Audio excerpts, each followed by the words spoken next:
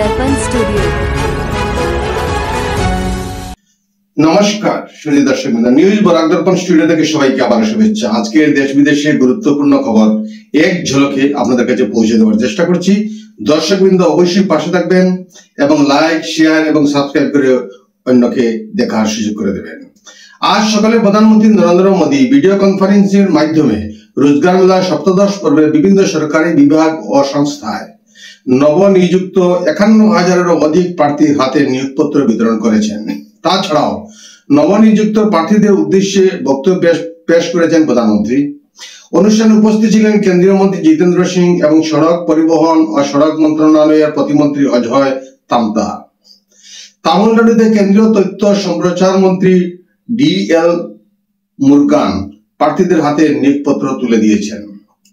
একইভাবে আয়ুষ ও স্বাস্থ্য পরিবার কল্যাণ দপ্তরের প্রতিমন্ত্রী প্রতাপ বাও যাদব মাদুরাইয়ে এবং অর্থ প্রতিমন্ত্রী পঙ্কজ চৌধুরী তিরুচিরাপল্লীতে উপস্থিত থেকে প্রার্থীদের হাতে নিয়োগপত্র বিতরণ করেছেন। এই মেলা প্রধানমন্ত্রীর প্রতিশ্রুতি রক্ষার এক গুরুত্বপূর্ণ পদক্ষেপ। তরুণ সমাজকে আরো শক্তিশালী করে তুলে রাষ্ট্র নির্মাণে সরাসরি অংশগ্রহণের সুযোগ প্রদান করবে। অন্ধ্রপ্রদেশের যাত্রীবাহী বাসে ভয়াবহ অগ্নিকাণ্ডে বাসের ভিতরেই পুড়ে মৃত্যু হয়েছে 15 জনেরও বেশি যাত্রী। একটি মোটর বাইককে ধাক্কা মারার পরেই বাসটিতে আগুন লাগে বলে ধারণা করা হচ্ছে। বাসটি হায়দ্রাবাদ থেকে বেঙ্গালুরু যাচ্ছিল। মোট 40 জন যাত্রী ছিলেন এই গাড়িতে। গুরুতর আহত আরো বেশ কয়েকজনকে দ্রুত হাসপাতালে ভর্তি করা হয়েছে এবং মৃতের সংখ্যা আরো বাড়তে পারে বলে আশঙ্কা করা হচ্ছে।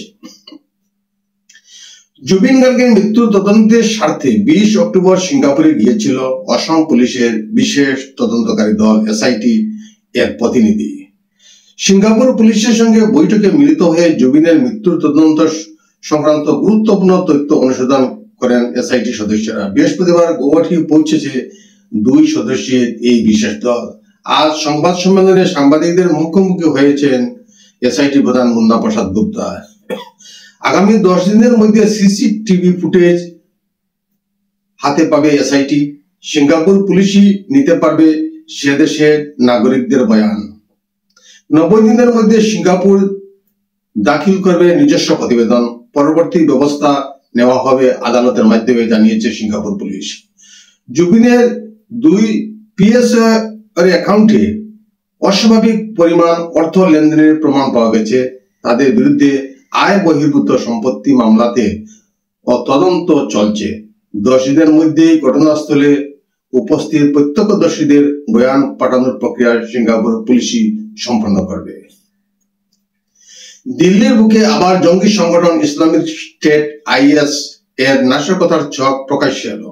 আজ সকালে দিল্লি পুলিশের স্পেশাল সেল 2 সন্দেহভাজন IS জঙ্গিকে গ্রেপ্তার করেছে।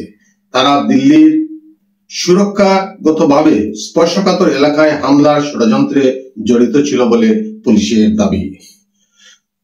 ধৃত 2 সন্দেহভাজন সন্ত্রাসবাদী জানিয়েছে তাদের বাড়ি ভোপালে। ধৃতদের জেরা করে এবং উদ্ধার করা নথিপত্র দেখে মনে করা হচ্ছে কোনো বড় ধরনের হামলা চালাতেই তারা এসেছিল। তাদের কাছ থেকে বিস্ফোরক এবং আধুনিক বৈদ্যুতিক সরঞ্জাম উদ্ধার করা হয়েছে। আফগানিস্তানের সঙ্গে সংঘর্ষের জেরে সীমান্তে আমদানি ও রপ্তানির ছাড়পত্র তুলে নিয়েছে পাকিস্তান। 2 দেশের মধ্যে বাণিজ্যিক লেনদেন বন্ধ, যার ফলে নিত্য প্রয়োজনীয় জিনিসপত্রের দাম বাড়ছে। সংঘর্ষ বিরতি হলেও সংকট কাটেনি। এই পরিস্থিতিতে পাক সেনাপ্রধান আসিম মুনিরকে হুঁশিয়ারি দিল বিদ্রোহী গোষ্ঠী তেহরিক-ই-তালিবান পাকিস্তান। আফগানিস্তানের সাথে পাকিস্তানের সারা বছরে প্রায় $230 কোটি বাণিজ্য চলে। তাই উভয় দেশের বাণিজ্য বন্ধে সীমান্তে অনেক তাজা ফল, সবজি, ধাতু, ঔষধ, গম, ধান, চিনি, মাংস এবং দুগ্ধজাত বিভিন্ন সামগ্রী পড়ে নষ্ট হচ্ছে বলে খবর। গৌহাটি মহানগরের হেংরাবাড়ির সিস্টিওয়েল সেন্টারে অর্থাৎ মহিলা নেশামুক্তি কেন্দ্রে এক যুবতীকে নির্যাতনের অভিযোগে দিশপুর থানায় একটি FIR দাখিল করা হয়েছে। নেশামুক্তি কেন্দ্রের মালিক রাতে মাদক সেবন করে মাতাল অবস্থায় যুবতীকে মারধর করেছেন। রাতে মহিলা রোগী ফোনে অভিযোগ করেন আসাম রিহ্যাব অ্যাসোসিয়েশনকে। কল রেকর্ডিং এ স্পষ্ট হয়েছে সবকিছু। মামলা দায়ের হতেই কেন্দ্রে পৌঁছে যায় দিশপুর পুলিশ। বর্ণালী বৈশ্য ও নবজিৎ মেডিহর বিরুদ্ধে অভিযোগ উঠেছে। রাজ্যের 4 লাখ জনজাতির পরিবারকে দেওয়া হবে জমির পাট্টা। জনসংখ্যা নীতি অনুযায়ী 2-এর বেশি সন্তান থাকলে সরকারি চাকরি পাওয়া যাবে না এবং পঞ্চায়েত নির্বাচনে অংশগ্রহণ নেওয়া যায় না। তবে মন্ত্রিসভার বৈঠকে চা শ্রমিক ও মুরান ও মটক সম্প্রদায়ের মানুষের এই নীতির আওতা থেকে ছাড় দেওয়ার সিদ্ধান্ত নেওয়া হয়েছে বলে আসামের মুখ্যমন্ত্রী ডক্টর হিমন্ত বিশ্ব শর্মা জানিয়েছেন। আজকের প্রতিবেদন এখানেই সংক্ষিপ্ত বিরতি টানছি। সবাইকে নমস্কার। নিউজ বরাক দর্পণ স্টুডিও।